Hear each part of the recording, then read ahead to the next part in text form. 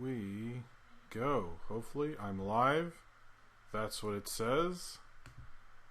Let's see when we can hear me. Then I'll send out, as we always do, the inaugural tweet there. But I hope we see me soon. I hope everyone's doing well in this weird world that we're in right now. It is a little strange, but you know, bringing down oh, there we go, bringing down some movie news, and you know, I'm feeling safe despite a very unsafe time, I guess you could say. But we're here. I'm sending out the tweet. That should be out there, I hope. I have to go now. My planet needs me. Side note, sick boy Jimmy died on the way back to his home planet. I love that, Ryan. Alright, how is everyone doing? I hope everyone's doing well. Everything's wacky. That is very true. Sorry, cartoon freak. I want to thank everyone for being here, enjoying their Saturday night with me, I guess. Thank you for putting Smiling Friends in your thumbnail. Well, you know, it seemed like people wanted me to do it. But anyway, sorry Zane Powers. Hey Austin, hey Bruce Parker, hey Disco Spider, Nathaniel Fogel. I saw Ryan Walterson in the chat. I saw, who else I see? I see a lot of people here. Ransam Film, Skinny Zach Films. Anyway, Ace the Wind Rider. So here I am. How is it going? Welcome to Movie Crap Live. This is a show. Ryan's gonna make me laugh like usual, and we should be good to go. Anyway, I want to thank again, there we go, everyone for being here. I hope, am I coming out? It should be coming out. Did it freeze? There I am. Anyway, sorry, the delay messes with me. Alright, so anyway, thank you all very much for being here on Movie Crap Live. It is very appreciated that you are here to watch me talk about movie news, and I hope I can lead, fix my hood there, to a bit of a distraction. This is going to be a lot about the movie releases delays because that is a huge story. I'm going to have three segment reviews: Primal, Smiling Friends, the final Nostalgia Critic Spider-Month review. I really don't want to do any more Nostalgia Critic reviews unless he does something embarrassing, which is highly possible that would literally happen next week. But I'm going to hope for the best that it doesn't happen again, and then I will never do him again for a while. I hope he can just embarrass himself in quiet somewhere. But anyway, yes, so it's going to be a crazy show. 3 segments, what? I don't know. You know, Adult Swim just laid upon us a huge April Fool's Day thing, which I will get to and lay out everything and all that. 3 segments, yeah, I don't know what I was thinking there. I hope they're all good. I realize, though, I do not know the animators who made Smiling Friends very well, so that's going to be a thing. But I made dinner tonight, and Red Bulls. You don't need to know. Those are surprises. He's not going to review Spider-Verse. This is it. He apparently feels he's covered the other ones. Anyway, so I've heard about the Spider-Man 3 sushi roll. I watched Drake's video on that whole thing. If you're wondering, I definitely did.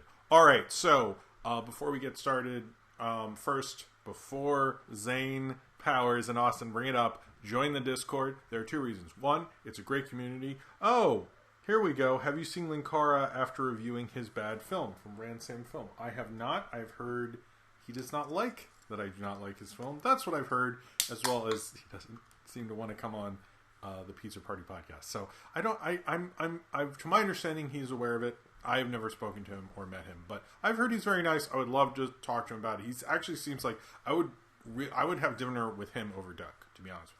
Thank you for the inaugural super chat of the night. Thank you, Ransam Film. Cheers to you. But yes, join the Discord. If I do not answer your question during the stream, go there. There's an Ask Jim channel. So if it's Wednesday or when sometimes they have a stream, I'm not sure when that's going to come back, but you can ask it. So feel free to go there, and it's a great community. They do watch-alongs. Austin and Zane Powers do a great job. Also, Lewis is streaming right now.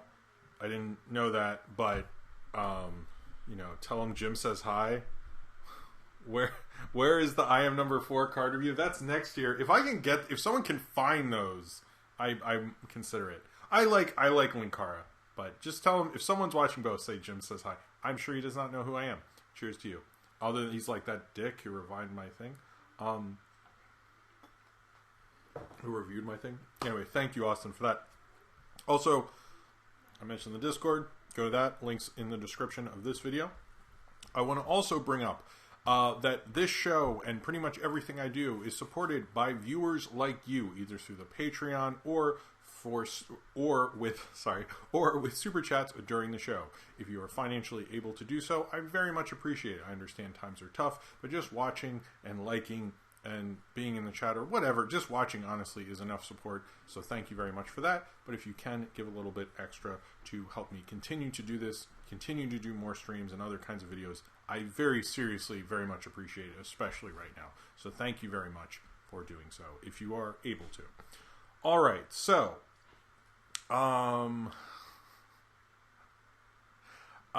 okay.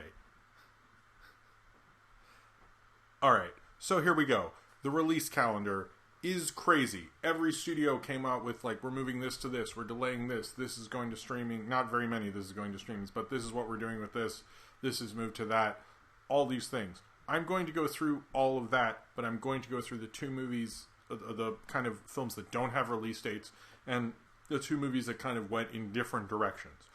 One is in the picture of this video, so you're aware of it. The other you probably didn't know, and there's probably a reason, because it doesn't appeal to probably most of you. And doesn't honestly sound that interesting to me either. However, here are the two. So Artemis Fowl and here we go. A guy named Crystal. Hi Jim, I love your content. I find it funny a stream is happening on my birthday. LOL. Keep up the good work. Happy birthday, a guy named Crystal, and thank you. You're always very supportive. So thank you very much, and thank you for the super chat. Cheers to you. Happy birthday. Happy birthday to you. I hope you're having a wonderful birthday, and I hope you had a fun day. I hope that's cool. Anyway, that's awesome. Congratulations. Happy birthday. Cheers to you. Happy birthday to Crystal there. All right. Thank you. Thank you very much. All right. So, Artemis Fowl is going straight to Disney+. A lot of people have said this has to do with what Artemis Fowl is for... Let's move this mic a little. Hold on. Sorry. A lot of people have said what this has to do with how Disney feels about Artemis Fowl, that it wasn't going to do well. That's part of it. Another part of it is the release calendar is kind of a fucking mess right now. And they're not exactly sure what to do with everything. And films are just going to get bumped to streaming. We saw that previously with Lovebirds and Netflix. I'm surprised very few movies have done that. Not the VOD route, but the streaming service route. The problem with that is we're waiting for HBO Max to launch and Peacock. When those two launch, you'll probably see Warner Brothers making some calls to put stuff on there. But Disney Plus is doing very well at premiering things right on there. Look at what they did with Onward, which has been trending, not just because Disney's been paying them to do that, but also because I've seen a lot of chatter about it. It's really been helping Disney Plus get the word out, as well as obviously Frozen 2, which has become a massive success for Disney Plus. And trust me, I know, because I've seen it like every 2 days, because Sophie's obsessed with it, as much many little kids are. So it's a smart move for them, because they know that it'll attract more people to their streaming service, and obviously people have budget constraints, and they will definitely continue to pay for that, especially if you're into Artemis Fowl already. And I want to acknowledge Ransan Films Super Chat. Thank you very much. He turns 25 in May. I don't want to get older. I'm very sorry for that, but it kind of happens to everyone. But cheers to you. Thank you very much for the Super Chat. But yes, Artemis Fowl, I would say this is not the last movie that's going to do that. I think it's probably a smarter move because they're just running out of release dates. It's just the nature of this whole thing. And they should have put this movie out like a long time ago. It probably, I didn't realize Kenneth Branagh is directing it. That's kind of one of the weirder elements of this whole thing, which I mean, that book series never meant anything to me. I think for some of you it does. But Artemis Fowl is going straight to Disney Plus. We do not have a date on that. It just says sometime in the summer. I'd imagine that they're kind of looking at what is going to happen throughout the rest of the summer and to keep interest up for Disney Plus, so people will continue paying like the $6 or whatever that it is, and this will keep people interested, as well as they can finally take care of this piece of content that probably won't get released in a prime spot because they have too many things taking those prime spots. The other film, and this is far less interesting, I'm sure, is there was actually a film that moved up. Believe it or not, there was a film, a Kevin Hart film called Fatherhood. Previously was in January 15th, 2021.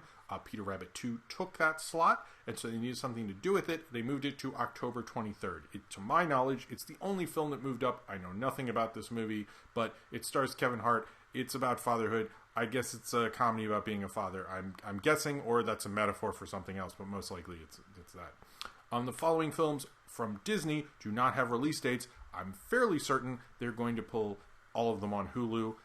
New Mutants might be the one that doesn't, because it's superhero. There's the potential it could make more money, but we're running out of release dates for that. Hold on. Will Ransam Film, before I get to more of that, asks, will you review or seen To Boldly Flee? It's 210 minutes long. I have never really seen it. I've seen parts of it. I think at some point I probably will. I might do another review of one of his movies like in December, but not before that. I don't want to do that. So, anyway, cheers to you, Ransam Film. Thank you for all the super chats tonight. The other films that don't have release dates right now: Antlers, which was supposed to play at South by Southwest; Woman in the Window, which I'm like 100% sure that's going to Hulu; and then the David Copperfield movie. David Copperfield I could see getting delayed. Other things, I don't see that as much. Now, Disney moved a bunch of stuff as well, but I'm going to put this... I'm going to start putting links in the chat while I talk about them, so you guys can follow along. And if you're watching this on YouTube, just watch the chat. But this is Slash Film published a pretty good... hold on. Yo, I saw Creech pushing Quibi. What's up with that? Is that true, Zane Powers? Is that true? Is there a Monster Trucks Quibi show? I might sign up for Quibi because I am constantly worried there'll be like nothing to review after a certain point. So we'll see. Cheers. I like some Cornbread says Creech would never, he would never do that. But anyway, that's funny. Cheers to you, Zane Powers. All right, hold on. So I just posted this in the chat. So check that out. It is, from the little research that I have done, the best release date, the release calendar I've seen, because Box Office Mojo... Steve Powers was like, Christ, no, I was kidding. I sort of believed it, because Quibi's desperate, let's be real. Although, I know that there's a Rotten Tomatoes show that occurred, kind of, I guess he's more of a pundit that I really like, called, Ryan... Ryan's just good at making me smile. But I like that he posted review Don't Tell Mom the Babysitter Said. You know what? I've really thought about that one. Of all these things people bring up, because I've noticed there's like a generation who doesn't even know it exists. And it's not a great movie, but it was such a big part of growing up. So anyway. So what I was saying is, and I'm going to go through basically the release calendar of 2020 to sort of explain this, because I feel like I will go through other things. Please don't post in the chat like, why aren't you talking about this movie or that movie, because I will try to get to it. If after that I didn't, let me know, is basically what I'm saying, because there's like a lot of stuff. It's very overwhelming actually, but they had the best one of saying like what still has its date, what hasn't moved, so forth. I actually recently found out Professional Young Woman was delayed indefinitely, which I didn't know, because some of these aren't even getting really announced that well, and that was one of them, and I really wanted to see that. So we're going to go through the whole 2020. I'll just go through it quickly, and then I'll talk about one specifically, and the whole MCU move as well. This is like a huge movie story. And I want to say, before I get into all this, with the coronavirus not being contained, with the U.S. having the most cases, I don't fully... And with China closing up their theaters 2 days after opening, or a few days after opening, they didn't... to my understanding, they haven't reopened. I haven't seen an update on that. I have tried to look, and I didn't find anything. But the idea that these are permanent release dates, I think is sort of a joke. I don't think that is true. Some of the later ones, possibly. But until there's either a cure or this gets contained further, and not to bring everybody down, I would see these to be temporary. As well as the other thing to look at is with the release date changes, what a release date used to mean, a certain date used to mean, means like fucking nothing until you get to maybe Thanksgiving, Christmas time. That looks like that normal time of year, but other times it didn't. I quit Mr. Jim's to pursue film. How bad did I F up? I don't know what Mr. Jim's is. That where you're working? I don't know if you should still have a job probably because it's good to have money. But we'll see. Good luck to you, Ransom Film. I hope it works out for you, and I hope you have some savings. I'm not sure. I think Mr. Jim's is a pizza place you work. So, but good luck to you. Cheers to you. Good luck, man. All right. So, first up, the first film that has a release date is not what you think it is, because you're probably going to say Soul, and that's the first major film. That's on June 19th, but which hasn't moved right now. I'm Mr. Jim's? I guess so. But anyway, April 17th, My Spy has not moved its date, which is a date it kept moving around for. It has kept its date of April 17th. So right now, I guess they're planning for My Spy to play in whatever theaters are open, which isn't much. I went to Box Office Mojo, and there were like 2 films even reporting grosses, which I wanted to have that. So we'll talk about that at the end. But the other one in May, the only other release is May 29th. May 29th is The Green Knight, which is from A24. They haven't been moving anything right now. So June, Soul is the next major film. It's interesting that Spongebob did finally move to July, but every time a film moves, it's always like, the next major movie is another animated film. It feels like animated films are like almost the most stable in this thing. I'd say June 19th is very temporary. The other thing about these release dates that keep in mind is none of these studios are acting like the Oscars is not going to happen this year or get delayed or anything like that. They want these prime release spots. And I'm wondering with Soul, does that have to do with this is a Pete Docter movie and he runs Pixar and he's powerful enough to say, I'm not moving? Because, I think even right now, even though we've barely seen anything, I think Soul, hold on, from Optimus Rimjob, that's, whoa, a 2020 Super Chat. Thank you very much. Soul, more like goal. That is a good, that's a good point. That is the goal that we will be open on June 19th. Thank you very much for the Super Chat. Cheers to you. That is very nice of you, Optimus Rimjob. That's a great name, by the way. Cheers to you. Thank you very much. I've seen a couple people say Green Knight. Green Knight isn't Netflix right now. I think you're thinking of a different thing. It might end up being Netflix at this point. But thank you very much for the Super Chat. I will give you 2 drinks for that amazing Super Chat there. Thank you. And Ransom Film, it is a piece of place. Have you seen Kitty Flamingos? I saw it in an art gallery. It's all right. That's one of the few John Waters I haven't reviewed, but I should at some point. All right.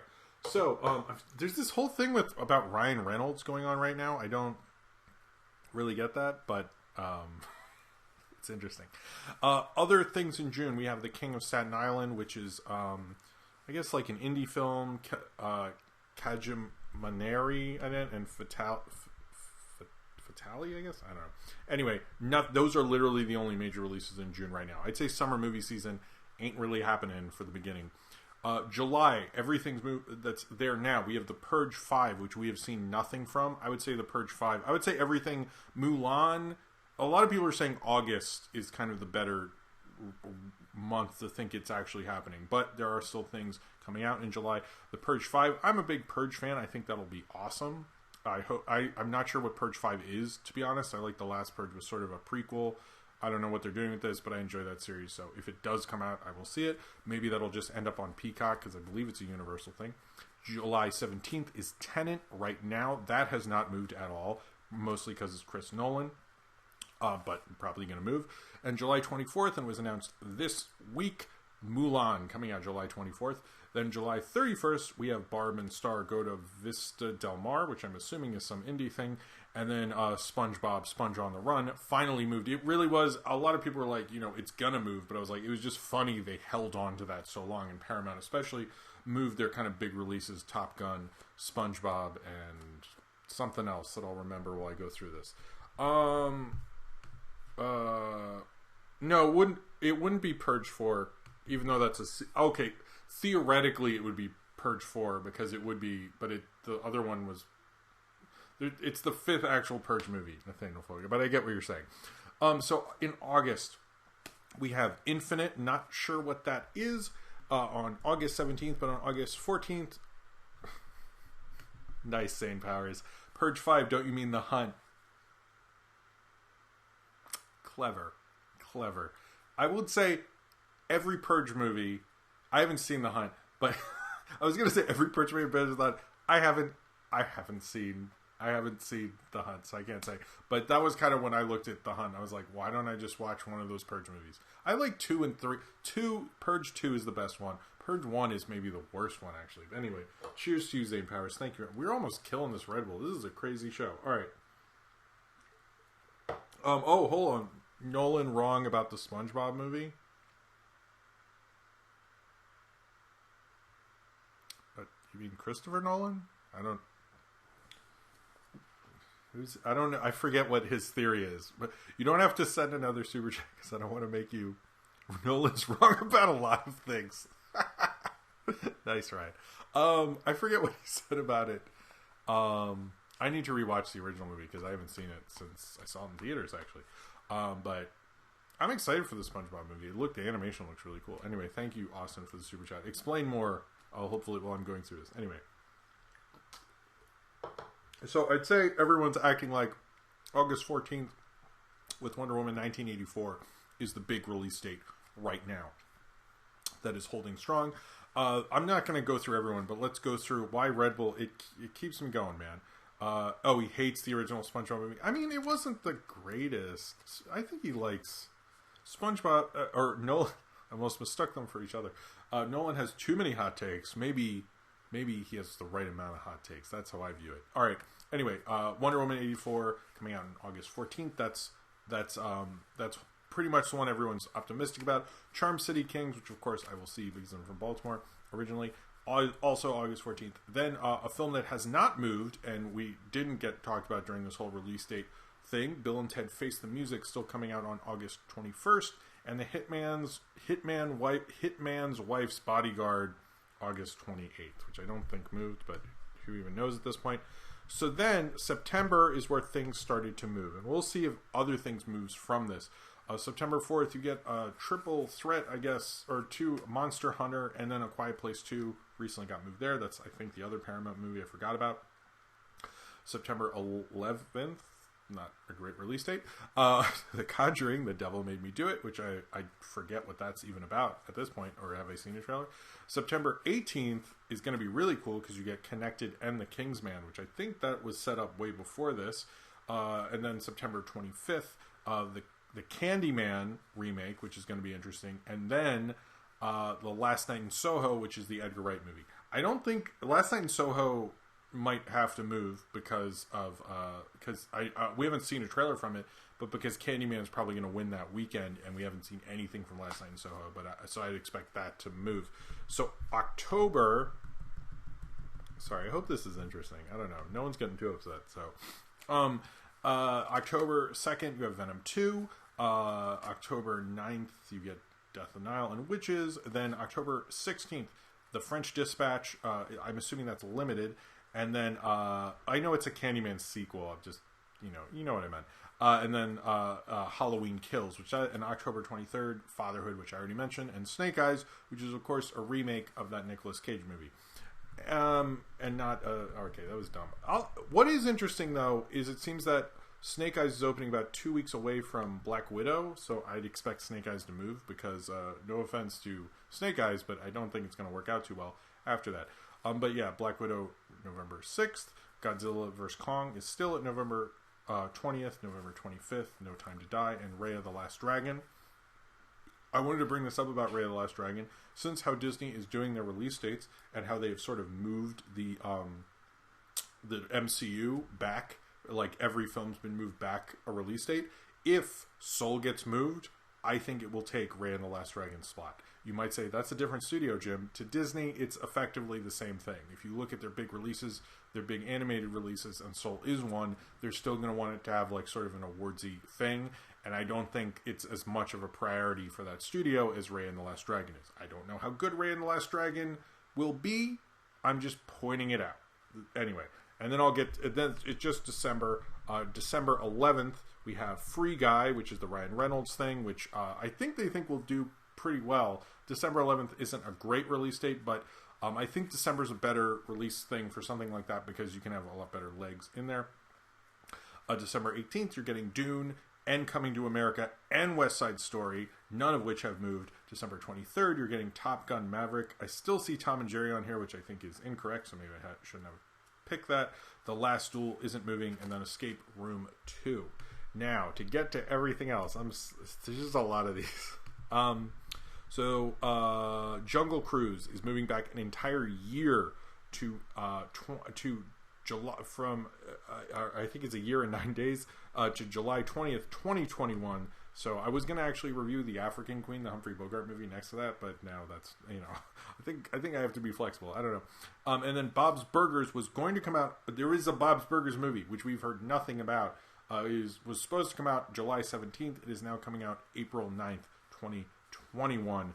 And the Indiana Jones 5 is now moved to July 29th, 2022, which is interesting that they're still acting like, Harrison Ford's going to really do that. I just don't buy that. I think we got to all the Paramount stuff. For Sony, they delayed a ton of things. Ghostbusters was moved from July 10th this year to March 5th next year. Morbius was moved from July 31st to March 19th, 2021. Uncharted, which previously was going to be March 5th, 2021, is moved to October 8th, which is interesting. They're still acting like that's going to happen. They haven't really figured out what they're doing with the third Spider-Man movie. That's a whole other thing. Peter Rabbit has January 15th, which I mentioned, and Greyhound, which is a World War II movie, is undated. Yeah, I keep finding info that Tom and Jerry is coming out, but I find that so weird to me. Now, before I'll just finish the general releases, and then we'll talk about the MCU. Minions has been pushed to July 2nd, 2021. Sing, which previously had that release date, has been moved to December 2021, and that took Wicked's release date, is now moved to undated, even though, to my understanding, Wicked has not filmed whatsoever. So, what does this mean for everything? One, Hollywood is acting like the Oscars are happening, and they're moving release dates around to accommodate that. That's interesting. I think they will probably try to position certain movies that they weren't going to position previously. What we're also going to see is some of these things, My Spy in particular, will probably just go to streaming because the release date schedule, as you can see, every prime release date is being hit with a crazy thing. September and October are not going to be boring months. And I'd even say this is going to roll to 2021, 2022. We'll probably see films that were being planned completely scrapped. I haven't heard, has anyone heard of those? But I'm surprised they haven't. It is going to be crazy. It's going to be crazy, this whole thing, until they sort it out. But Artemis Fowl and Lovebirds, the only two that went straight to streaming. I don't think Artemis Fowl is getting a VOD. There's like rumblings of that, but it doesn't seem like it's happening. And anything that they don't think will be a hit in another release date is just going to streaming. So I would say you'll see which ones do that. I don't see anything. I just think things are going to move back, which means people are going to lose money. Less things are going to be produced. Netflix has more money to buy things additionally because they're not producing things. That's why they bought Lovebirds. We'll see them buy other things as well. So as you can tell, I've tried to make sort of some sense of all that, but it is crazy. Anyway, so before I get to the last bit of the Marvel thing, I'm sorry this is all release date stuff. If you're watching this later, there'll be timestamps below so you can move past this if you want to. But yeah, this could all be changed next week if they feel coronavirus will not be cleared up before that, which sucks. That would suck. Alright, so before I talk about Phase 4, which has just been delayed, this is the longest time we've gone without an MCU movie since apparently the gap between The Incredible Hulk and Iron Man 2, which was like 2 years almost. This, the last time we got a Marvel movie was last July, which was with Spider-Man Far From Home, right? I guess, right? There hasn't been anything since Far From Home? Was there anything in November? I don't think there was. Unless I'm forgetting a Marvel movie. I don't think so. Anyway, yeah, there wasn't any. Was there? I just don't think. maybe I'm forgetting something. Anyway, but Black Widow will come out on November 6th, which I said, which was previously Eternals release date. Eternals got, basically everything got bumped down except for like Black Panther, which is keeping its release date because it's a good one in 2022. But in 2021, you're getting Eternals on February 12th, which was previously Shang-Chi's release date, which got moved to May 7th, and Doctor Strange, which previously May 7th, but has been moved to November 5th, which was Thor 4's, which has been moved to February 18th. Black Panther is in 2022. Black Panther's at May 6th. Captain Marvel was actually announced during all this stuff on July 8th. Spider-Man 3 is undated. Guardians 3 is undated, which I didn't think was going to happen in 2022 anyway. Probably going to be the kickoff for 2023 if we're all alive by then. So that's what's going on with everything, I think. Did we get everything? Does anyone have anything? Did I say, what did I say? Did I say the Eternal? I meant the Eternals? Whatever. We'll see what's going on with this. If Shang-Chi could get delayed further because that's shooting right now, Doctor Strange 2, which to my understanding they never announced it, but Sam Raimi is pretty much doing at this point. And yeah, we'll see how this goes from here. It seems like the only thing that they're not moving at all is Black Panther. So yeah, kind of interesting. I'd expect more release date changes up until 2022 right now. Did that make sense to everyone? I hope so. All right, let's move forward through all this. Sorry if that was like ridiculous. Oh, and the other Marvel thing, I'll bring this up now. So it was announced, oddly, that this Rick and Morty writer, Jeff Loveness, is going to be writing Ant-Man 3. Now, Ant-Man 3 clearly is not coming out anytime soon. I'm curious what the release date idea was for it. I'm assuming it was July, the 2022 one. But yeah, right now, one of the writers of Rick and Morty is writing Ant-Man 3. Ant-Man 3. I think I said Iron Man 3 by mistake. Is definitely happening. So that's cool that they're writing it. It's just kind of like, when are you even coming out at this point? Who knows? So in other news, Michael Bay, believe it or not, has a multi-year first look deal with Sony. I'm a little surprised by this because he made a movie for Netflix. He's worked with Paramount a lot with the Transformers stuff, but it sounds like he kind of wants to move away from the Transformers things. Be profitable at another studio and be able to do whatever he wants. And this also helps them be able to sell theirs, because Sony doesn't really have a streaming service unless you count Crackle, but let's be real here. And also I think Sony needs to, when will they start moving TV shows? I'm tired. Thank you again for another super chat. TV shows and the Marvel TV shows, we haven't heard anything, but that's something a lot of people have wondered. It seems like right now, because Falcon and Winter Soldier had to stop shooting, so everyone assumes that's going to get delayed, but I don't know like how far along they were or anything like that. We'll see of watching the Clerks episode where they decide. Sorry, that's funny. Decide TV shows to watch. That's a good episode though. I like Clerk show. I need to review that at some point. That's a good show. Anyway, thank you again for the super chats, Optimus Rimjo. That's a great name, by the way.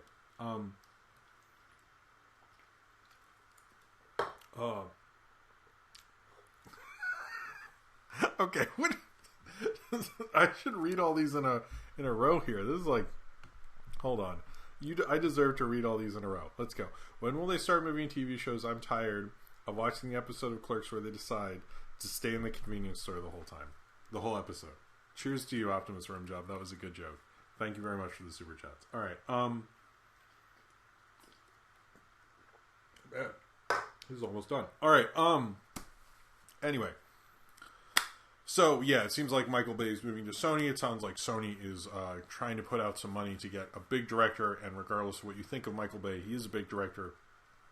The Six Underground thing was a pretty big movie for Netflix, and he's still a name people come out for. So, all right, so the other thing is there's going to be 15 episodes of classic G.I. Joe on YouTube. Check those out if you have pleasant memories of the classic G.I. Joe animated show. I remember it fondly. I used to play with those toys mostly because they're cheap. And my parents were like, "Here, we'll give you a ton of them." But yeah, it's pretty crazy that they're on YouTube. I'm assuming that's because they want people to know everyone's bored, and they're making more things free. I know HBO is doing a similar thing, but why not just talk about 15 episodes of G.I. Joe? But you should check out the HBO one. I think it's like movies and The Sopranos. If you've never seen The Sopranos, you should get that done. Okay, it was finally announced. We heard previously that The Simpsons 4:3, the actual aspect ratio of the early Simpsons seasons, would come to Disney Plus. We weren't really given a date. We're still really not, but we're giving the basic idea of a date, the theory of a date, basically, of when the 4:3 versions of the classic Simpsons episodes will be on Disney Plus. We're told late May. To my understanding, that's not a date. I also noticed Disney Plus is very much planning content coming out on Disney Plus continuing forward to keep people interested.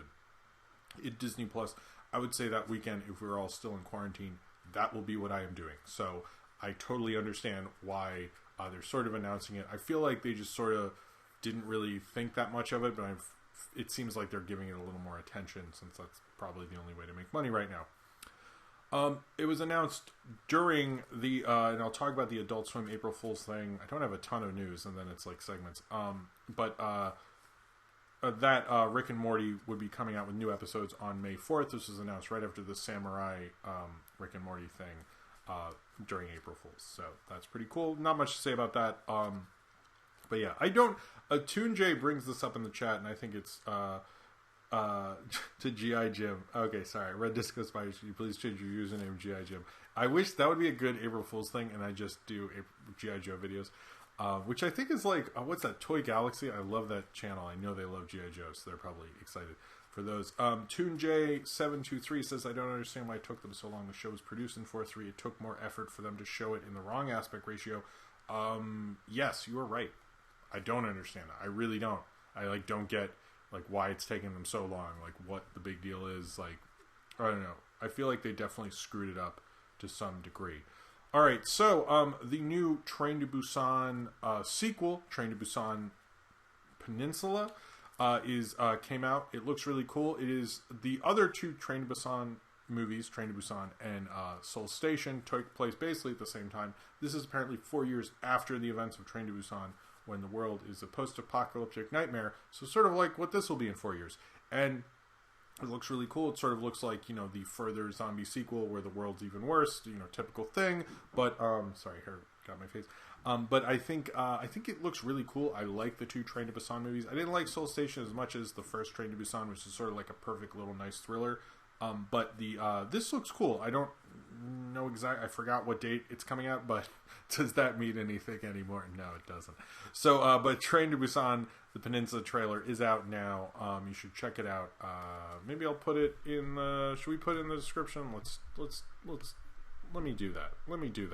So if you're watching this later, you can check it out. Hold on. Sounds like my cats are being annoying out there. All right, so Hulu, the founding CEO of Hulu is now the CEO of Warner Media. They kind of had an issue with that previously, because that guy got fired for sexual harassment and stuff. But there is the CEO of Warner Media, despite all this nonsense going on. So that's a thing. So believe it or not, people still think they can get a Solo 2 to be made. I'm not exactly sure what they're thinking on that one. I sort of understand the Lando thing, and with that one director who just got announced, who is very pro black stories and black heroes, and he publicly said that at Sundance, wanting to make films like that. There was a lot of talk of maybe there being a Lando movie or a Lando show, but that apparently is not happening. And according to the writer, John Kasdan, said that there's no plans to do a Solo sequel or any sort of a TV show. Disney has a kind of a full slate, but we'll see in the future. So it sounds like something they could possibly do. Donald Glover's very busy, so I don't expect a Lando thing to happen anytime soon. But if you're one of those weird people who think hey, will there be a Solo sequel or anything connected to that universe? It sounds like no. Some people have insinuated that could be brought over to the Obi-Wan show. I don't really see that, frankly, but if you believe that to be true, sure, why not? I mean, I guess sort of, but we'll see what happens with that, but it sounds like nothing. But it's interesting that John Kasdan did respond. It seems like they kind of wanted to squash those rumors. I think a Lando thing would be awesome. That's where I think they should do it. I don't think it should be a Solo 2 at all, because the only thing I really liked about it was Donald Glover. You don't need to watch Solo, Austin. Don't worry. All right, Julie Bennett, who I saw a lot of people died. Julie Bennett died this week of COVID-19. She was in her 90s, I believe.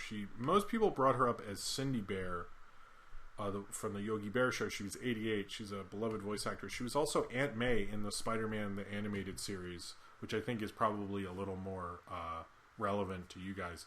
But she's a legendary voice actress, played Judy Bear in the Yogi Bear show. Unfortunately, and I'm really not trying to overstate and oversell how bad this is, but it is pretty bad. This is not going to be the last one. But yes, Julie Bennett, who, I think a lot of people grew up with that being the first version of Aunt May they ever saw. And I think she did a really great job. And Zane Powers, your roommate, is a fucking idiot. All right, anyway, but sorry, Zane Powers. But Julie Bennett, that's sad, and it's sad to hear that happening, particularly for a voice actress who gave us so many great memories. All right, I think we're okay. I hope I didn't offend Zane Powers.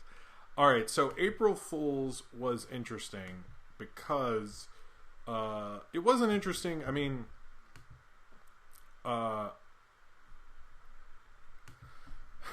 it usually isn't interesting other than my dumb April Fool's joke thing, which I guess I'll talk about.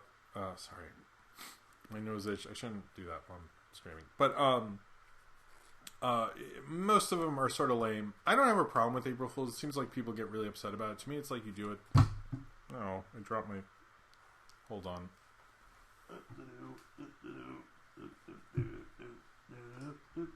Okay. I just think you do a fun little dumb joke and then you move on. It seems like people get really upset about that. So, yeah, I will get to Gendy. I'm like moving through this actually. We're like almost done with the new stuff. I'm just going to talk about the thing and then I'll talk about the 2 shows on it and then other things. So don't worry, Mark. Anyway, so someone on Reddit did post the whole thing that went on. It went on for a while. I liked the April Fool's thing because it was cool because Ryan messaged me and said, hey, Primal's on. I was able to later catch the beginning of the episode, which I missed a little of, but I'll talk about that later. But I'm just going to go through everything I played because someone was nice enough to post the whole listing of it. All right, so what was on it basically? It started with a new Primal episode, which was amazing. And it was hosted by Post Malone doing a beer pong kind of thing, which was sort of weird. That was sort of weird. Then they had the Samurai short from Rick and Morty, which was shown on Toonami, and then they announced, oh, it was May 3rd. Why did I say May 4th? Anyway, apparently it's May 3rd, Rick and Morty. Sorry. And they showed the trailer, which everyone's seen at this point. There was a new Dream Corps LLC at around 12:45 after they had a staring contest with Post Malone. Post Malone doing more beer pong, Tig Tone, which I've never seen. They had an episode of that. A new Shivering Truth, a new Robot Chicken, or just an ad for Robot Chicken. I guess, I don't know. Laser Wolf. They had a and then they had a new 12-ounce mouse at 2:45. No wonder I didn't see it. I was asleep. Tender Touches. Smiling Friends played at 3:15. Oh, no wonder I didn't see some of these. Anyway, they had a cool thing. It was interesting. It was kind of fun because I noticed the internet was like freaking out in like a good way about Adult Swim and all that stuff. So I think it was kind of a fun thing. I actually thought it excited people. It was cool. They got a lot of cool stuff out. I mean, obviously I couldn't stay up till 3 in the morning watching all that stuff, but I thought it was still a fun time. I wish I had been told a little bit because I wish I could have DVR'd it, but you know, other than that, and I would like to see the new 12-ounce mouse. I did not get to see that. I haven't seen any of the newer 12-ounce mouse stuff right now. All right, so someone on Twitter was like, could you please talk about my friend's Instagram? And I was like, I guess. Sure. So here is their Instagram. I'm going to post it in the chat, and I'll talk about it for just a second. I think they thought I was going to talk about it for longer, maybe, but it's just the thing. Maybe I'll follow them on Twitter. They're called Meowvid Artists. Don't know much about them. Seems to be their friend or something. Looks cool. No, I've watched the Smiling Friends thing. I'm going to review it later. I'll follow them on Twitter. But yeah, they make cool stuff. Have you seen any of Kidding with Jim Carrey? No, I haven't. Looks cool, very like kind of cartoony, kind of Disney, a little bit away, very kind of cartoony kind of stuff. You should check it out, I guess. Don't know them. I know Twitter's not letting me follow. They're followed, I think, unless it unfollowed because I clicked it too many times. But anyway, that's in the chat. It's nice. I don't know. I think they just wanted, I guess, their friend to get some publicity. So there we go. Check it out if you'd like to. But yeah. Wants people to plug or showcase ours. That's cool. That's cool for him. Good for him. Anyway. All right. So before I get to the segments, I do sort of have to pee because I just drank a lot of Red Bull. But then I will do Primal, Plague of Madness is the episode. Then Smiling Friends. Then I'll do Nostalgia Critic, and then we'll do questions. So that's what's going on. I will be right back, and then yeah. All right, cool. Be right back.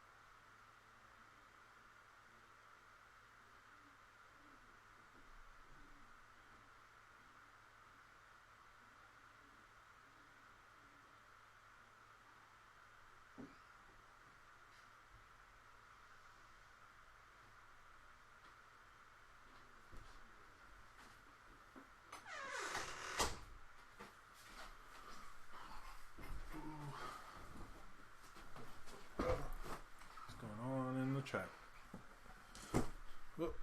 Dan Harmon going to retire after Rick and Morty? Really? That's lame. He shouldn't do that. I have a comment. What is the comment? I hope it's a nice comment. That's what YouTube says. No one is probably going to respond to this, but I absurdly loved this film, and looking back at the film after the MCU happened, it is such a breath of fresh air. About the amazing Spider-Man from the Cinema Critic? I'm going to have to check out whoever that was. I pee with the speed of a Greek god. Wow, Austin. Long everything. So my brain is weird. A lot of people watching. Thank you all very much for being here. Yeah, there's a lot of episodes of Rick and Morty that they have to get through before they get to all that. But yeah. Okay, so fun fact, Bill Corbin and Trace Beaulieu are voices on Tigtone. Might have to watch that. Didn't know that. This is just random facts here. Phineas and Ferb was weird. I don't know what's going on here. Anyway, so I'm going to talk about the 6th episode of Primal first. I'm just going to finish this, so give me some energy. I'm a Dr. Pepper person. I kind of don't like Coke as much as my family loves Coke. I just anyway. Don't worry, I have another one. Don't worry. All right.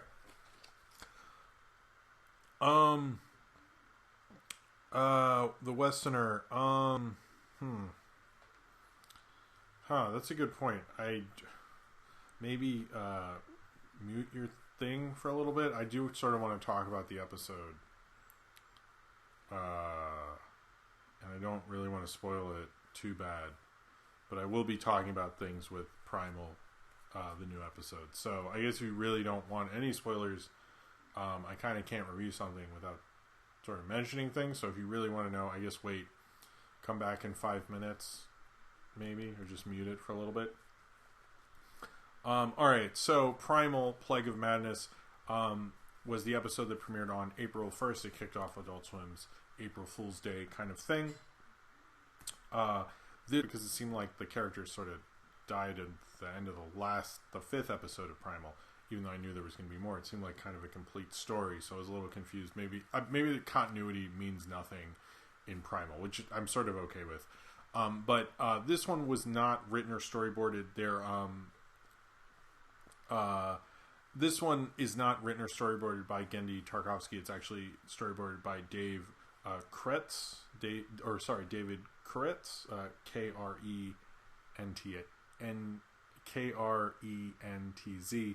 He had previously done the one about the woolly mammoths, which was actually not really my favorite.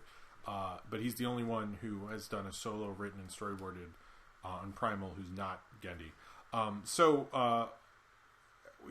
Hearing that, you immediately go, oh, is this like one of the lesser ones? But not that there's really a lesser of Primal.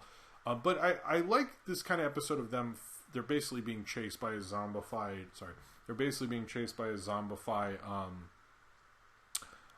dinosaur. I forget what kind of dinosaur, but sort of a T-Rexy type thing. Sorry, dinosaur people in the comments. Paleo's going to be mad. But you see this kind of crazy, and it's just very gory, and he's like chasing things and biting things and like making other things zombies. And it's in that crazy, gory, testosterone-filled kind of Primal way. But I think as much as I was like sort of fine with this being this ridiculousness, which is still a lot of fun and very entertaining, I think there was a certain beauty towards the end of it, which I found haunting, which I found in a way that made me go, I don't know, there's certain moments in the show that sort of just stop me in my tracks and make me think about sort of the beauty in life in a weird way that I don't think you'd expect from that show. And when you just watch, there's Starbrand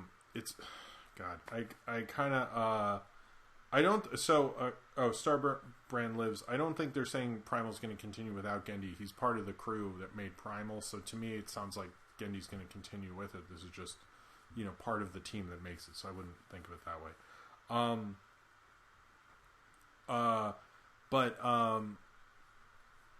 I would say that end moment really stuck with me because I was having this fun time. I was sort of like, this isn't as good as the other ones, but this is still really great, and I'm still love watching the art style and like watching the animation move and the thrill of that episode.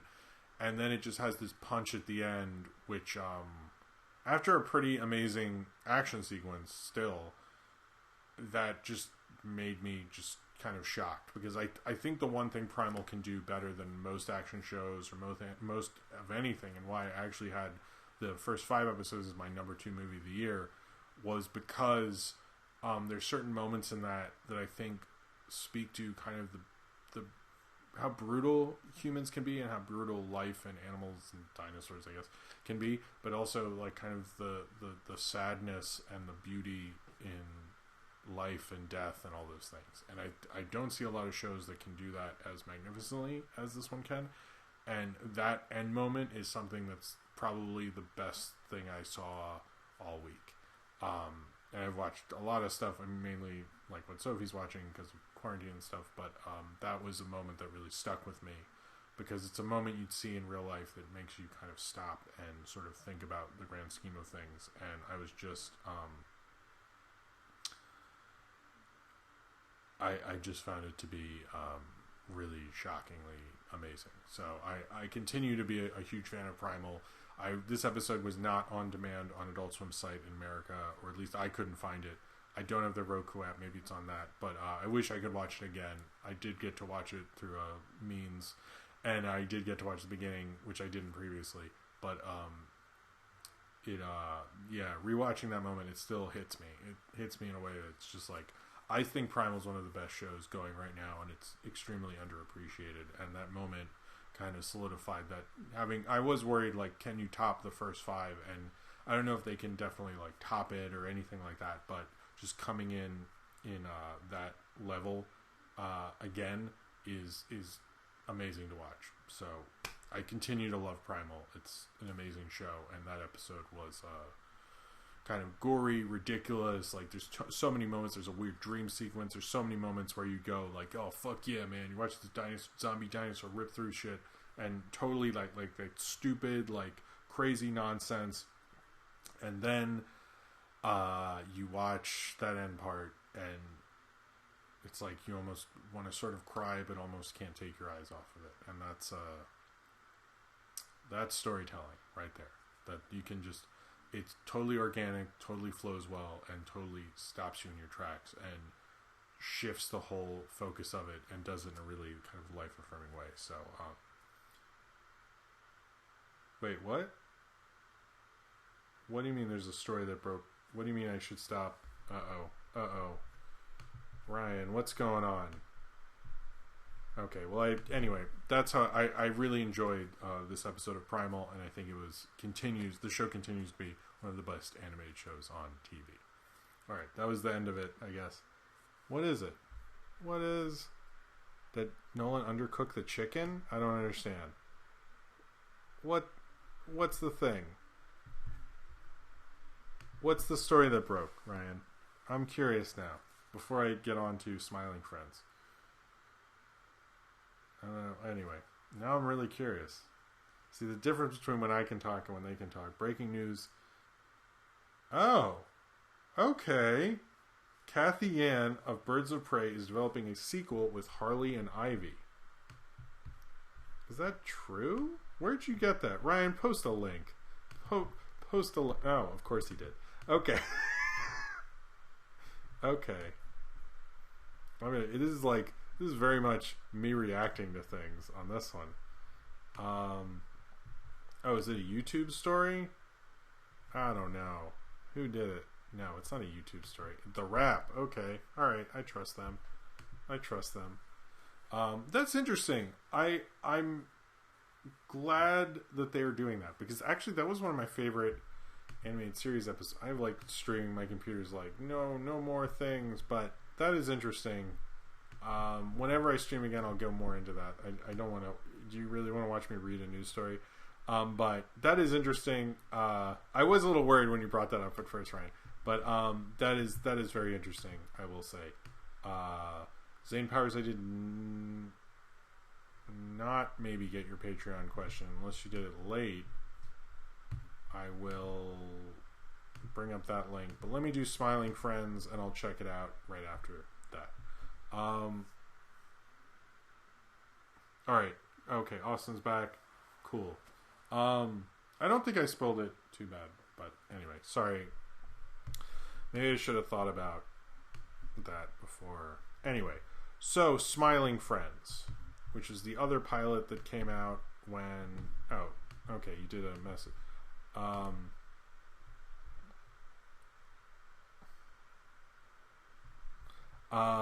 Okay, anyway. I see your... I'll do your question when it's time. Don't worry, Zane Powers. Alright, so Smiling Friends. Now, I'd heard some buzz about Smiling Friends, and you can watch it on Adult Swim's site. I guess if you have the right login, or it's free, I'm not sure. But you can watch Smiling Friends there. It premiered during Adult Swim's April Fool's thing, very late. Now, it's done by two internet animators who I don't really know much about. One is called Psycho Pebbles or something. I don't know. That's created by two people, Michael Sisak and Zach Handel, who also has another show that's going to be happening with Adult Swim called YOLO Crystal Fantasy. Psychic Pebbles. I don't really know their work. I might have seen it a couple of times, but I don't really know it. But I will say I can talk about the pilot itself, and I actually really enjoy it. It's kind of, very Adult Swim-ish in a lot of ways. It sort of reminds me, character design wise, although these animators have followings and that, you know, it's done in their style. It feels very at home with Adult Swim. I saw that one of the voices is that one guy from Red Letter Media. One thing I really liked about this is it's very dark, it's very weird, and it's very, I would say, kind of like interesting, because it's very much like a sitcom-y sort of thing, but has this like tinge of strange absurdity to the whole world, which works within the whole Adult Swim thing. And I did notice that Psychic Pebbles had done stuff with H3H3 and JonTron and others. I noticed he has a long thing, but yes, it was basically the Mr. Plinkett voice was in there as well. But it has this kind of like darkness to it, but in this kind of light kind of way, because it's called Smiling Friends, about two people whose job it is to go cheer people up, basically. And the whole idea of it is that they go to cheer someone up, and he has a gun to his head the whole time. He's going to shoot himself, and they're like really freaked out, and they have to like kind of cheer him up, basically. And they don't do a great job of it, but it's actually kind of funny. It sort of reminds me a bit of like early Aqua Teen kind of you know, Squidbilly Z, kind of that era.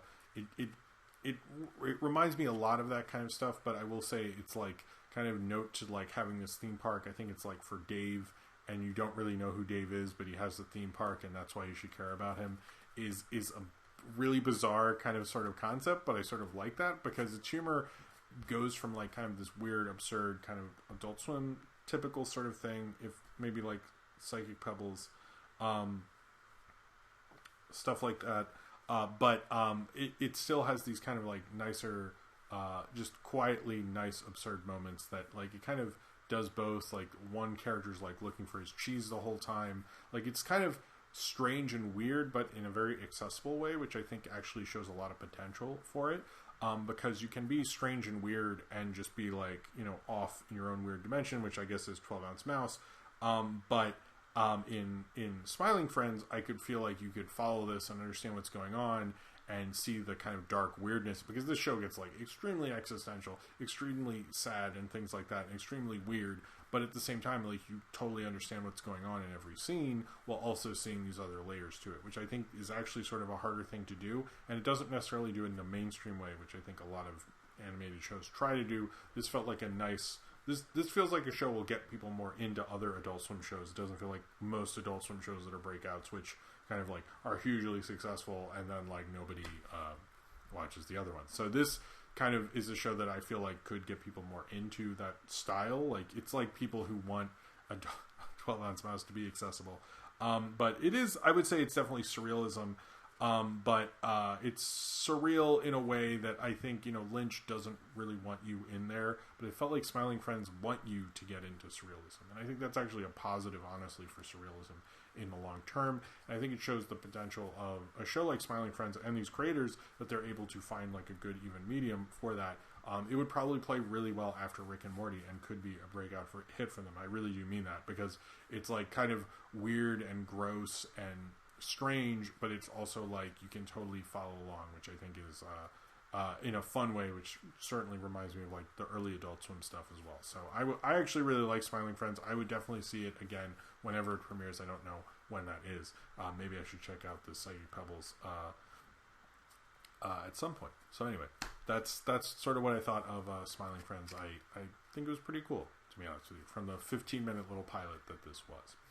Alright, so, yes, the Godzilla is a soft punch. It's actually Sophie's, and we were playing with it today, and she left it out, so I was like,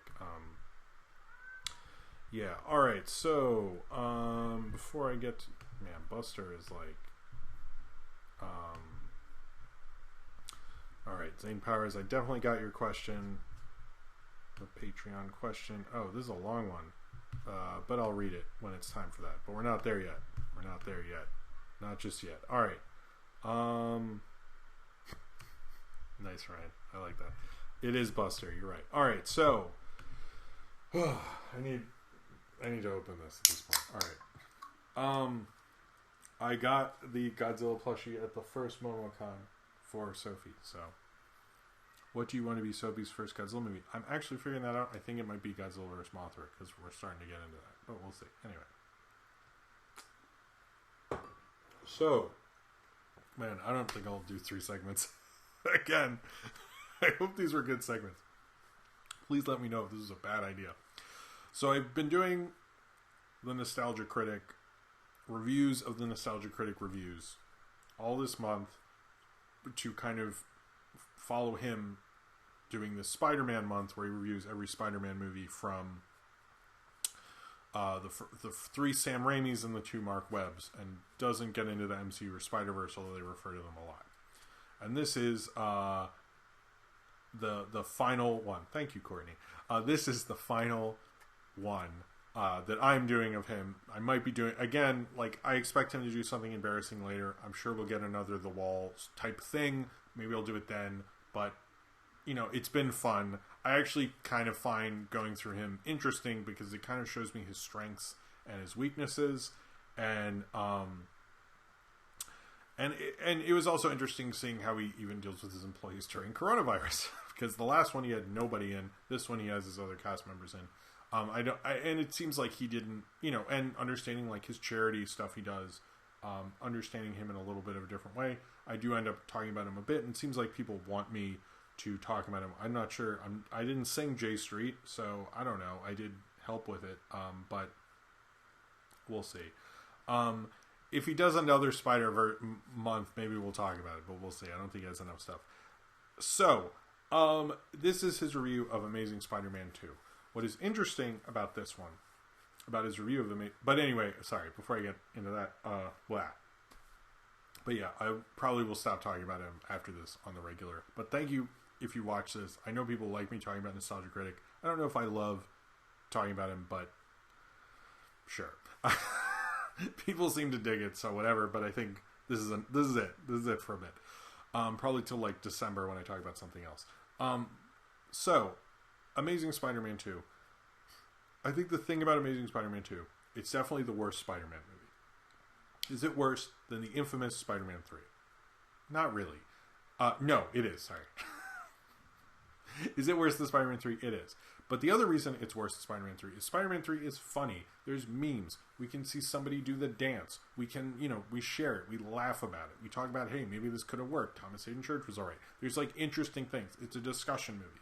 Certain things, when you talk about certain movies, are fun to talk about despite their quality. Spider-Man 3 is one of those. Amazing Spider-Man 2 is not. And that's sort of the problem with this. Now, I think Doug really had to, or the Nostalgia Critic or whatever, had to find a way to make this interesting. And his kind of whole theory on this one has more of a whole crux of like the cast members and like is more similar to his Spider-Man 3 review in that he uses the cast members. Spider-Man 1, it seemed like he just wanted to be by himself. Whether that was because of COVID or not, that's just me theorizing. I really don't know. But it's not a bad theory, let's say. He has... first he has this Toonami thing at the beginning, which is like an April Fool's joke, which is the one guy wearing the Toonami guy's suit and stuff. That was all right, I will say, Nathaniel Foga. I you know, whatever. It was kind of like a random, like, hey, nostalgia, and that was it. I did notice he very much is trying to kind of claim, and a lot of people through this one, that there's kind of moments that could have been something. I have never bought that, and I don't believe that, and I think they're just kind of grasping at straws to explain a kind of subpar movie that was like whatever, and sort of like acting like, but if we had made a better sequel to that, we would have liked these movies. I'm like, no, they're like mild at best, so like whatever. But he even claims a certain point where like Spider-Man is wearing like, he's in the Spider-Man suit and he's wearing like, you know, like a hat, a hoodie, and all this stuff that was right out of Spider-Verse. I'm like, I guess, but not really. And then they have the whole idea with the Lady Doc Ock from Spider-Verse, and she makes a humanized version of the movie Amazing Spider-Man 2, and he's like complaining like, look, there's parts that are good and all this stuff. But I think the problem with this again is like, you're sort of like, this movie is such a mess, you're sort of just overly explaining like everything that doesn't work about it, but it's not funny, it's not fun. And I think the Nostalgia Critic, like the best one of these of the reviews was Spider-Man 3, because there's a lot to joke about, there's meme potential, he's ready to go with it. And in this, it's just kind of like sort of sad, because like even, like I will admit, this is a major step down for these films. Huge step down. But like remarkable, horrible step down. Like you fell down all of the stairs kind of step down with this movie. And it's like not even fun to go into. So there's not much fun you can really do with it. So I understand why I did this humanized version of Amazing Spider-Man 2. It probably gave him like a little more material and things to cut to. It honestly wasn't that funny. But he does acknowledge that this movie isn't really that great. He kind of brings up kind of the jokes he's been going through this whole series, bringing up the Maguire memes thing a lot. But he keeps bringing up Amazing Spider-Man 1 like he showed potential in it. I never really buy that.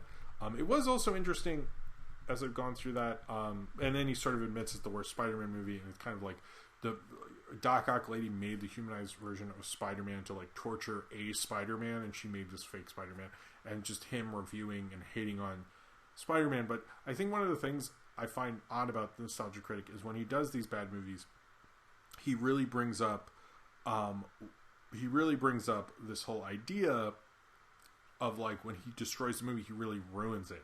And although I think people like AVGN or other critics really go hard on that sort of a thing, Nostalgia Critic never really does. He always does this sort of thing like, well, I'm sort of reasonable, blah, blah, blah. It doesn't go that hard on it, but then like all the actors and the cast members act like he is. And in this, they act like he's going to, even though he admits it's the worst movie, but there's not enough to get excited about. Like, this movie's so bad, you can't really be passionate about it. The only thing you're passionate about is that there are better Spider-Man movies. You're not passionate about your reaction to this other than, dear God, I want it to be over.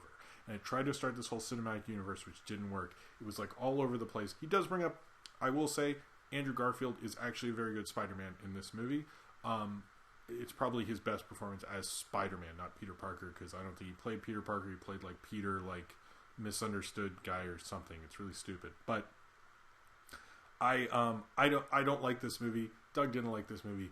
I don't think he did an amazing job with this review, but it's sort of a hard film to make a great review of. I've reviewed it before. I reviewed it when it came out. There'll be a card up here when you're seeing this as a video later, and probably on the stream at this point too. If you want to check that out, not like if you're watching it live, but yeah, if someone wants to post that link in there, you can, but it'll be there later.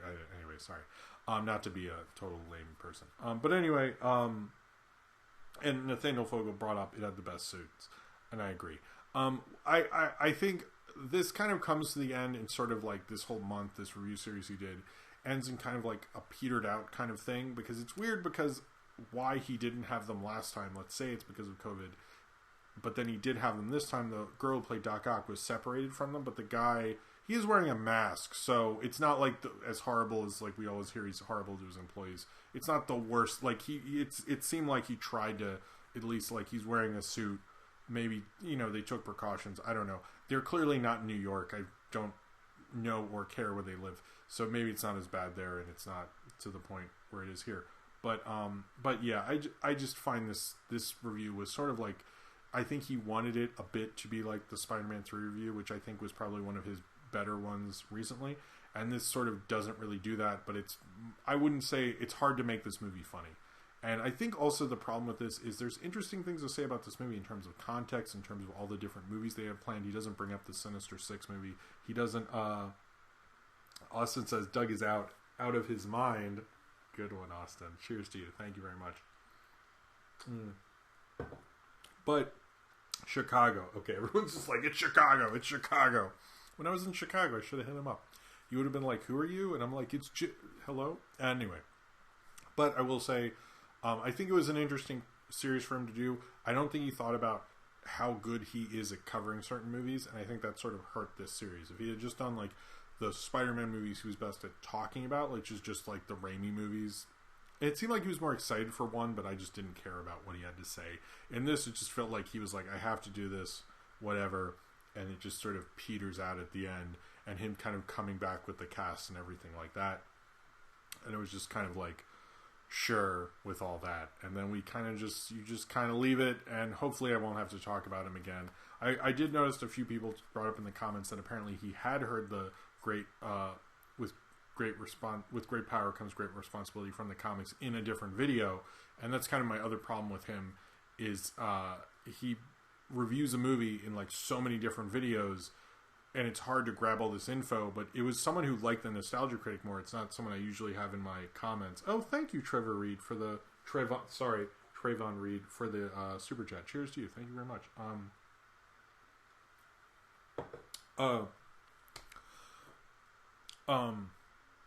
He spreads out these things for so many different... it was someone who brought up that he had heard it, but they took my side, basically. And they're not someone who watch my videos normally, or maybe they do. But bringing up that I was right, he didn't act like it came from the comics, but he had heard it before. And that's sort of interesting, that even his fans are like, well, they do know it, but they forgot that. And that's strange to me. He's so inconsistent and so odd, and doesn't use context. I question how he works as a critic. But I was thinking about... a couple people brought up, could you review Lindsay Ellis's Cats video, which I think is a good video. It goes through the whole history of Cats. I think it's a fairly great Lindsay Ellis video. But she brings up how she's friends with other critics, how she reads other critics, how she reads theory and all these things. And I think of Todd in the Shadows, and I know he reads stuff, and his Rap Critic, which Ryan got me into, and I've been watching. Thank you, Ryan.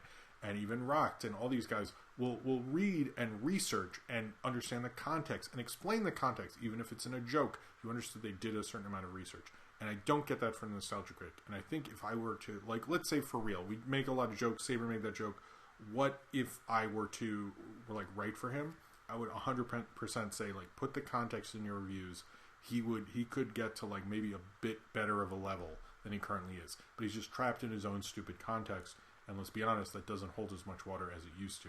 And I think that's ultimately, like, if I'm going to have a whole thesis of watching these, his biggest problem is acting like his context in what he is doing is really that great, and not finding a way to back up his argument other than, like, yeah, I've seen it, and this is my thing, and I'm this laid-back guy. I just don't think, like, really works anymore, and it clearly doesn't ultimately work for his reviews, which shows why people are sort of sick of him, why he's embarrassing, and why ultimately he couldn't really come up with a great review for a movie that's pretty unremarkable.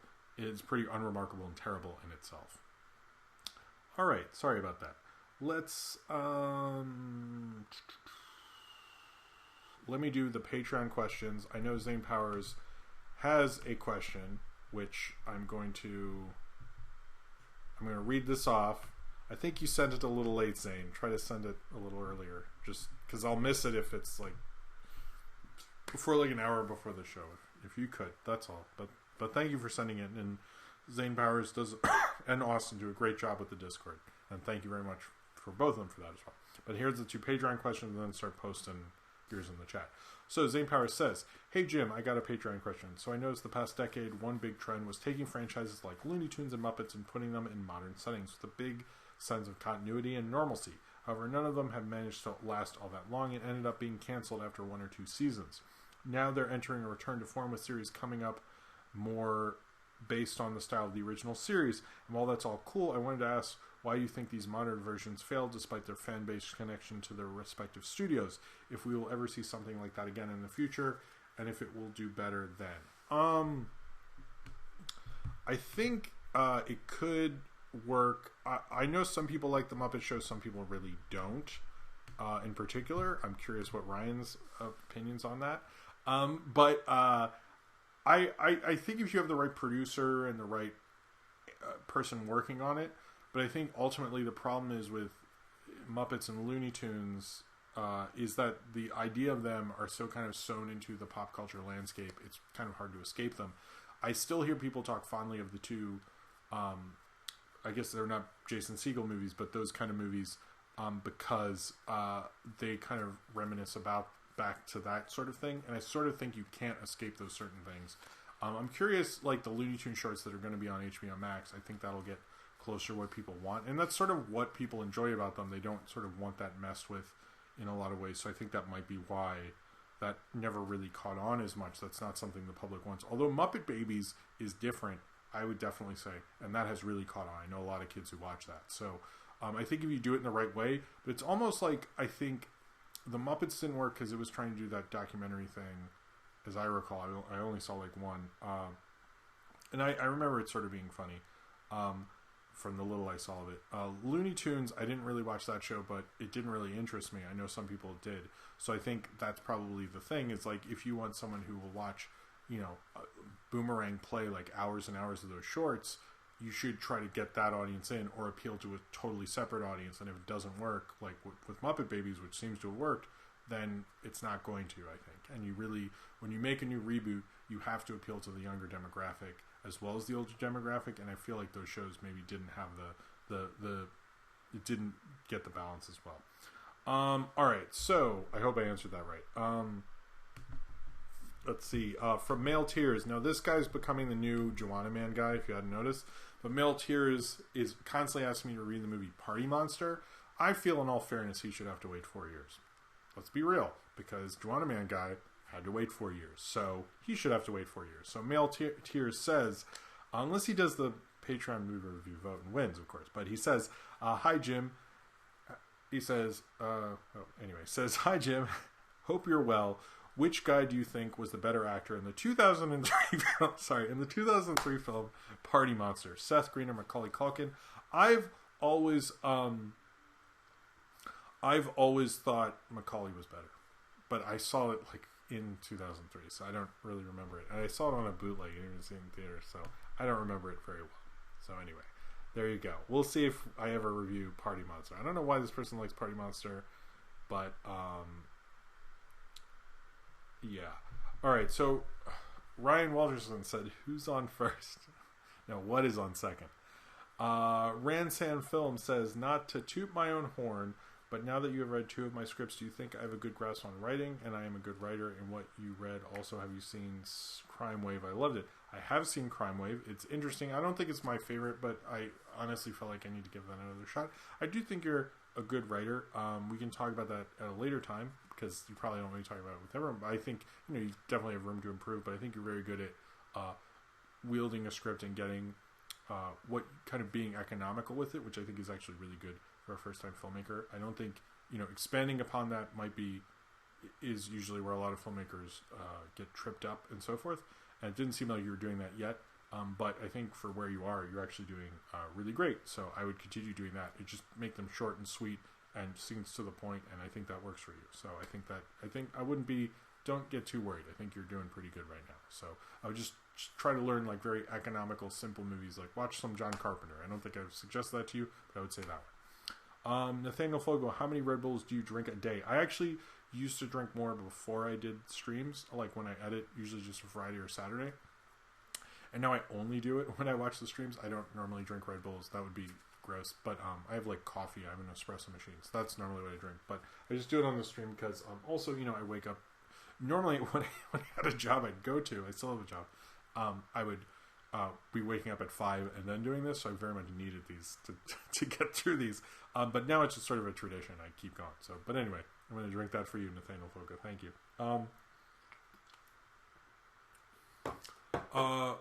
Cornbread asks, is there any Knock Force Quickie that you and Ian liked but never finished? There are some. I will admit to that. They're just the audio. There's nothing that's animated or half animated or something like that. So I have the drive. I have them. I don't know. I don't think that'll probably happen, but it could maybe happen. If it ever does, it could. I'm ready, I guess. But I think it's best to, most of them are not worth doing. I'll put it that way. Not plausible. Since you're a Baltimore native, have you been to Big Bill's Hell's Cars? No, I haven't. I've heard of it though, and I have some friends who film there and so forth. Question: M Blood T.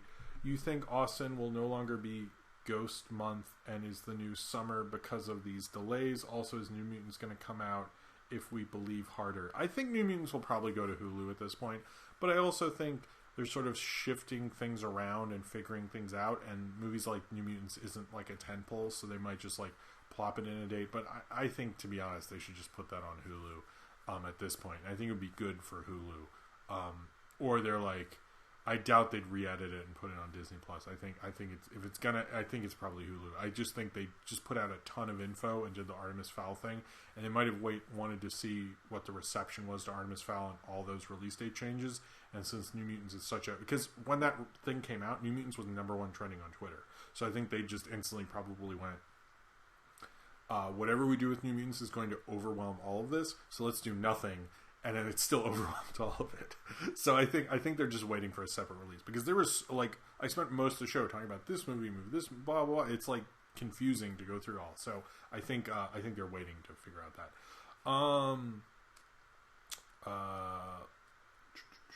Favorite catchphrase, Ace the Wind Rider. I didn't do it, maybe. I don't know. The Westonators asks, how do I watch Primal tonight? I didn't record it and don't know if it's streaming. I'd say you can't. I can't tell you over a thing, but I'd say get creative. I'm sure the chat will point you in the right direction. I'm sorry. I think that should have been available on streaming. I think that is not cool, by the way. I will say I don't think that was cool of Adult Swim. I think they should have let that episode out, because they're sort of just asking for what is that? Midnight's Run is always like, oh, if you sail the 7 seas. I'm like, oh, God, you're so cheesy, and it's kind of sexist. Anyway, thoughts on The Office from Zane Powers. I like both the UK and the US Office. I think they both have different appeals. The US is obviously a little more Norman Rockwell-y. I think they're both pretty essential shows. The US Office gets a little long in the tooth after a certain point, but it has some real. I really loved that show for a certain period. I haven't watched it in a while, but I've seen all of them. So if you're wondering, so far all of my questions have to do with delays. Sorry, it's okay. I'm Blood Tea. Question: Evil Ira, do you think the pandemic will drive heightened interest in the animation industry, since production can be done remotely for the most part? I don't. I think because we have heard about adult animation doing better, I think we'll see the Willoughbys. I think we'll have a lot of interest in that. Onward has been a big movie. We've seen animation thrive in this to a certain degree, but I think there might be a renewed interest, but there's a renewed interest to anything that you can watch anywhere. Anything you can watch of media, there's interest in. So I don't think that's specific to animation, but I would like an animated thing to be a big breakout. If the Willoughbys is good, we haven't seen it yet. I hope that it is, but we'll see. But most of the big movies we're talking about that are actually getting releases notice are Frozen 2, are Onward, are Trolls 2, is the Willoughbys, is things like that. So I think in a way, actually, you're probably right. There's probably more animation content being consumed on a bigger scale and being the bigger things right now than most others. So I guess, yeah. Bruce Parker, what are your thoughts on the James Gunn pitch for Scooby-Doo 3? If you haven't seen it, it would have been them meeting a monster and overcoming their biases. I have not seen that, but that sounds cool. I never really watched a lot of the live-action Scooby-Doo, so I can't really answer that, but I think, a James Gunn kind of directed one probably would have been, or written one probably would have been cool. It sounds like a good Scooby-Doo to me, so I'll put it that way. Lauren Jones, do you have any tattoos? I do not. I have a hummingbird on my ankle, and I'm planning to get a Twilight Zone one when the virus blows over. Well, that's cool. Those sound cool. I'm very scared of needles because I grew up in a city that's overrun by heroin, so that's pretty much why I don't do that. But I have heard I have good skin for tattoos, so yeah. Zane Powers, have you noticed the through line I've been doing when asking you about Dark Souls, and when will you play it? I thought about Animal Crossing, actually, because someone said when I made a joke on Twitter that it's like the Oregon Trail but with animals. I was like, that doesn't sound bad. But I think, do you need a DS for that? Probably, and I don't have that. So I don't think I'll play it anytime soon. I'm very busy with everything going on, so I don't know. But maybe one day. I don't think it's going to be this amazing experience. It'll probably be I'll die really quickly and get bored of it. I think that's the most you're getting out of that. So, but you can keep trying Zane Powers if you would like to. And that was a good question. Patreon one before. Let's see. Question from It's Not Plausible. Have you seen the trailer for those new Looney Tunes shorts? Came out last year, I think. I did. It seemed like it had a lot of potential. I'm excited. Jordan Cephalo, I think. Thoughts on Trolls 2 World Tour having rock and roll as the evil villains of music? I think that works because it talks a lot about gatekeeping, which is actually sort of why I wanted to see it, because I think the idea that rock and roll is the serious music or the most important music is this idea of gatekeeping that I'm very much against, and I think that's a good message for kids to learn, that just because that is considered the most prominent music doesn't mean it's the best. So Zane Powers, why did the good die young? It's unfortunate, I guess. I don't know. His life isn't fair. From Modelo Butterfly. Hold on. One more sip. You watching the new DuckTales? I have watched it before. Cheers to you. Thank you. I have watched it before. I haven't watched it in a while, but I sort of want to catch up on it at some point. Jeez, you guys ask a lot of these, I will say. Let's see. I don't know if I'll get to all these, but let's try. Okay. What's your favorite X-Men story episode? Probably Days of Future Past episodes are my favorite. Thoughts on Rem Laser's singing voice? I don't have one. I don't really... Was that the person on The Last Pizza Party? I didn't watch their videos, so I don't know. Courtney, do you worry about how growing up with COVID epidemic will affect Sophie? I follow an artist on Instagram who has a young son. She really worries about it. I don't think there's much you can really do about that. I do worry about it, but it's sort of something that you don't know how long it's going to go on. And I think it's going to affect everything. I think that's like inevitable. So I hope it is for the positive ultimately, but there's not much, unfortunately I can really do about that. But I think you just have to be positive, do the best for people you're around, and hope to kind of educate them in the right ways. I've been trying to show her movies. I'm going to try to show her a big, bright musical every week, things like that. So I would say if anyone's worried about there's something weird in my nose. Anyway, sorry. That was gross. I think, it's bothering me. This is ruining this moment, but I would say just like try to come up with the best lessons from it. I would say that most people who don't, I think a lot of people take these moments, like I grew up during the AIDS and crack epidemics, and I didn't really understand it. I'd say explain it, make sure they know, make sure they take the right lessons from it. But is it going to affect them? It's going to affect everyone. It's affecting you. It's affecting me. There's no way you can come out of this unaffected. So I'd say being affected by it is an inevitability, and it's something that's just going to happen. But understanding the right lessons and doing the right thing during it is the real thing that you should be worried about at this time. So I hope I answered that, even though I picked my nose. That was gross.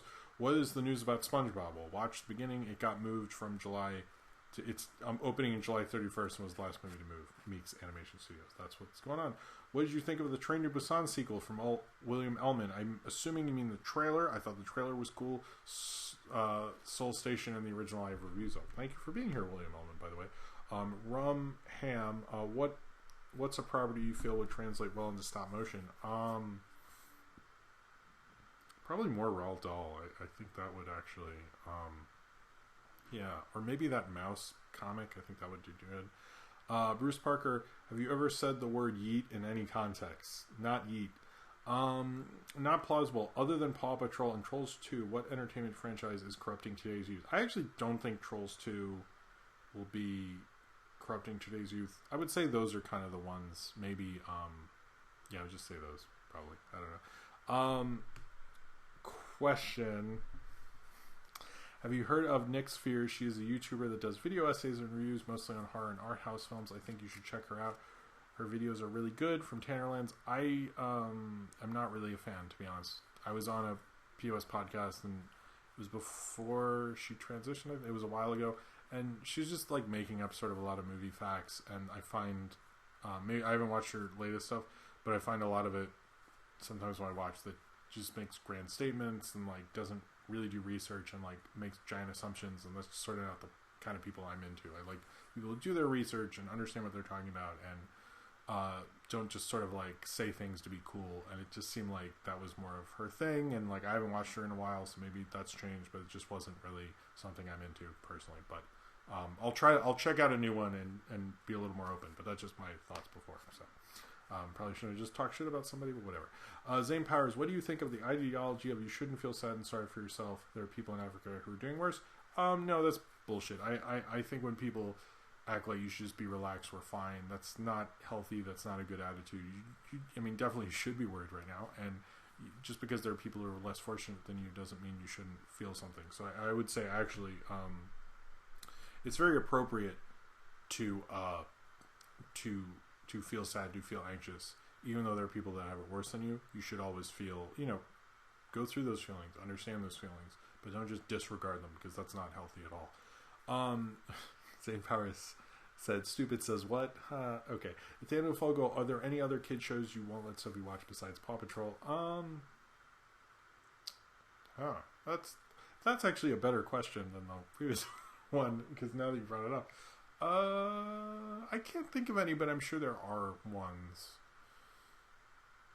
I can't think of one, but that's I like the way you phrased that, Nathaniel Foga. Where is your quarantine beard from Not Plausible? I'm not doing that. I'm still shaving, so I don't think I'm doing that. Zane Powers, what are the worst April Fool's jokes you've ever seen made? I think maybe saying like this person has COVID, I don't think that was appropriate. Questions, can you get me photos of Spiderman? Nice one, Austin. That was from Austin, sorry. How do you like your espresso? I'm more like simple, like I like it really with a lot of caffeine. Bruce Parker, what would be the worst film for the Nostalgia Critic to review? Probably something by Bergman. Skinny Zach Films, why do you think that often people like negative reviews more than positive reviews on YouTube? I think it's just how people consume media now, and they like the idea. It's anyone can shit on a movie. It's really easy. Understanding what makes it work and stuff is far more complicated. And it does seem, it's kind of obnoxious, to be honest with you. I don't love it. But I do think, it's easy to hate a movie, and I'm not ever upset that people like movies and want to discuss them, but I think it is honestly just because it's easier to hate on something and understand how something's bad than understand how something's good, and that takes a little more effort. And I think it's just such an immediate feeling that knowing something's bad, that understanding something and watching it and watching films to understand how that's good, that's harder, that's more complicated, that's more about passion. And you don't necessarily have to be passionate to hate on a movie. You just have to be passionate, like in long term. You just have to be passionate in that instant. And I think that's why people like that more, because you can go like, oh, and you get that thing out. But in the long term, I mean, certainly people can have love for bad movies for long term and stuff like that. But I think the general consensus on it is more just this instant, like, blah. And that's, that's sort of it. Let me do a few more. Did you buy the Cowboy and Aliens cards, or did you own, and will you do a review of the Battleship cards from Austin? So the deal with the Cowboy and Alien cards, I play with playing cards all the time. I'm playing with these Fiona and Cake ones right now. I'm just a fidgety person, so I like that. And I asked the store if they had playing cards. They said they did, and I asked to see them, and they had Cowboy and Aliens ones, and I thought it was like hilarious that anyone would have them still. And so I came up with that idea. And actually, Nolan, I'll just tell the history of this, and then we'll do a few more, and that'll be it. I told Nolan 2 years ago, on an April Fool's, and I go, well, it's too late because it's April Fool's, so I can't do it. And he said, you should do it, it's funny. And then a year later, I had filmed it for that April Fool's a year ago, and I got sick, and I couldn't edit it in time. And so it finally came out. So that's kind of the deal with that. I'm not sure, it seemed like people sort of liked that joke, so I wouldn't mind doing it again, but I'd have to find, I don't want to do one that anyone can guess. I want to do, a movie that, was a big deal that now is, so unremarkable. But I don't know. We'll see if I can find them. Maybe if MomoCon does happen, which it doesn't look great. But if it does, maybe I'll try to find it, because I usually get a bunch. That's actually where I got these cards. I've been posting some of the art. It's, cool if you can see that one. Anyway. All right. Let's see. What is your favorite character from the Linkar movie from Zane Powers? I would say 90s Kid. Question for Ryan Walterson: who's the black private dick that sex with Sea to all the chicks? Shaft. Do you own any bootlegs from Zane Powers? No comment. I own a couple, I will say. What's hold on. Oh jeez, where was I? Oh my god, there's so many of these. Who's the leader of the bunch that's made for you and me? Oh, funny. Let's see. Thoughts on what a Paul Blart 3 could be? I have no clue. Yeah, I have no clue what a Paul Blart. I would guess he would go to Paul Blart 3 in Africa, maybe. Austin, do you want my VHS of Stargate? No. A little, but no. Oh, okay. Nina Garcia watched the Primal episode. Awesome. Did I get everyone? There's a question. Is there anything complete outsiders like us can do to help you and your family and other people in New York City? That's actually a good question. Demented MK. I would say just stay inside, wear gloves, wear a mask, try to contain the spread of the virus, try to clean up and help other people. I think honestly, us helping each other, donating masks or donating to funds would also be great, but I would honestly just say just try to keep the virus that you kind of are responsible for contained, and that's, if we can all do that, that will be better in the long term. So, and it's going to get worse where, you know, if you guys are in the Midwest or something, in those areas later on than it is in New York, from what I'm reading at least. But at least, like, just try to contain it where you are, and we can just isolate it. And I don't know, I'm not an expert, but just do your best. But thank you, that's very nice to mention, MK. Do we get everything? Question: do you think the message the Office gives of Jim and Pam's relationship to be a good one or a realistic one? Is it healthy? I think the idea that any relationship in a show is like kind of a gold standard or something is a weird thing. I think relationships are up and downs, and there's a lot of complexities to it. And I think it, for the most part, they're a cute couple, and you know, it's nice when they're together. I don't know. It's been a while to ask me these questions about The Office. Is that? Oh, there's Same Power. Tell us the ways Cowboys and Aliens was amazing. It wasn't. But you can check out my review from 2011 when I was at Ocean City, Maryland, if you want. Cheers to you, though. Do I get... I think Master Universe cards I would love. I think that's everything. Yeah, I think that's it. I think that's it, guys. But I want to thank everyone for being here. I put out a lot of stuff this week. There was a movie review vote, which I think you have about 24 hours to vote on if you'd like for me to review a particular movie. So check that out and vote if you haven't already. There was also... What was it? Jesus. The Saber Sparks video I helped write with Ryan Walterson in the chat. Yes, that's right, Ryan Walterson, who's here. He's awesome collaborator, and I'm happy to have him on the team with Saber. And check out our his video, or Saber's video of Rock and Roll. The Nostalgia Critic segment video went up. The Eltingville video went up. Of course, the Cowboys and Aliens cards review. My review of Playmobil, the movie, which I shot obviously a long time ago, because it refers to the worst of the year. That is out. This was out. I hope to have one of these segments out tomorrow. And yeah. Anyway, I just want to say thank you all very much for coming out. And a Knock Force commentary on the Patreon. If you're one of my patrons, check that out. It's me doing a commentary on the Transformers Knock Force Quickie. Anyway, thank you all very much for being here. I hope you guys have a great night, and take care of yourselves. Help people out who need help during this time, particularly older folks who shouldn't be going to the grocery stores. If you could help them out, do some cleaning, stuff like that, just to keep everyone safe.